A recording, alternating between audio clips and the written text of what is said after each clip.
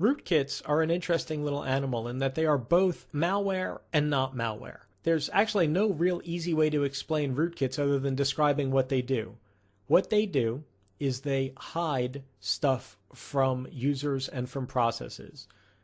The trick there is that stuff could be an attack tool, could be a keyboard sniffer, monitor, could be some type of privilege escalation, or it could be a legitimate user wanting to run something that conflicts with another component of the system. It could be a legitimate administrator that wants to hide some tools and run some tools in the background that either they shouldn't or that maybe conflict with something.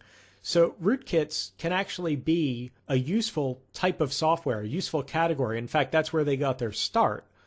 But primarily, they are a wrapper and a cloak for other types of code. They are not malicious by themselves.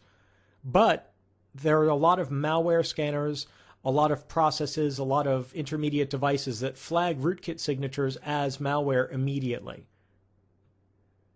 Rootkits are almost always designed to cloak something and keep the execution of something quiet, whether it is a backdoor, whether it's a nefarious proxy, whether it is some type of sniffing and reporting engine. It's designed to make it so that a user or even administrator can't see what's going on, can't see that execution. They maybe can footprint that something's using a little bit of memory, sometimes not even that. Or sometimes something's using a little bit of hard disk space, but that's almost impossible to trace nowadays, and also probably not going to get caught. Oftentimes, because of the rootkit's stealth ability and the way they're designed, they can be installed by an unprivileged user. An unprivileged user almost always has certain rights on a system, like installing a printer driver, or installing a keyboard driver, or being able to connect to the internet for updates. All of those kinds of things could potentially allow a rootkit to get in. And when a rootkit gets into a system, it compromises the system in such a deep and insidious and transparent way that it's nearly impossible to get that thing back out unless you nuke it from orbit, literally just wipe and reload the system. And even still, in some cases, rootkits can persist across reinstalls and wipe and reloads. It really depends on the rootkit itself. But they are designed almost universally to not be removable within the context of the system. So booting up Windows and running a malware scanner, if a rootkit's been installed, the scanner is probably going to get fooled by the rootkit. No, there's no rootkit here, kind of a Jedi mind trick thing, and the rootkit doesn't get detected, continues to protect what it's protecting. It's that cloak technology. These are really elegant and really difficult to get rid of, much easier to defend against from the defender side. As an attacker, these are awesome to get installed because they make sure that you will be able to get back in. Remember, however, that you actually may have trouble getting it back off the system, so you have to stay within scope and boundaries.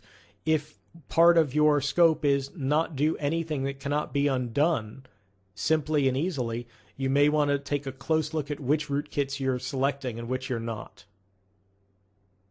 Just like with other types of malware that you'll learn about in the malware video, rootkits are all about packaging something up, delivering it, and hiding it. And typically speaking, I buy rootkits. When I need to conduct this type of attack, I'm going to look for a rootkit author who's actually designing their rootkit so that they're not detected by current malware scanners, that they hide within the target systems that I'm looking to infect, and do not cause system instability. Because of the deep infection level and the deep level at which they have to penetrate the operating system to cloak, these things can be extremely unstable. They can blue screen a Windows box. They can hard hang virtually any system in the world if they're not written really, really carefully. So as an attacker, as an ethical hacker, what I'm looking for here is determining what payload I want to run in a very, very quiet, nefarious way, maybe a nefarious proxy or some type of sniffer, and then finding a rootkit packager that can actually bundle that up and run it and infect a system with it. Oftentimes, I will have to deliver it, but that's fine because at this point, I've got a username and password. I can log in or access the system well enough to launch the rootkit and have the rootkit hide itself. And now I've completely compromised the system.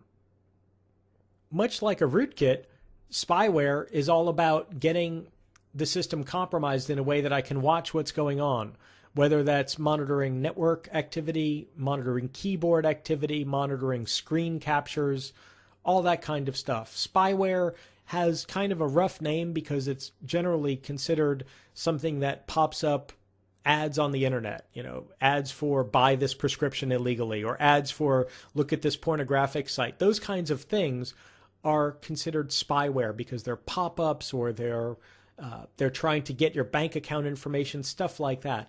In an ethical hacking scenario, spyware is usually much, much, much more elegant, where it is the software version of what you saw earlier, a keylogger, or it's a VNC client that's transparent, that just transmits the screen captures periodically to the attacker, but doesn't actually take control, doesn't change what's going on the system.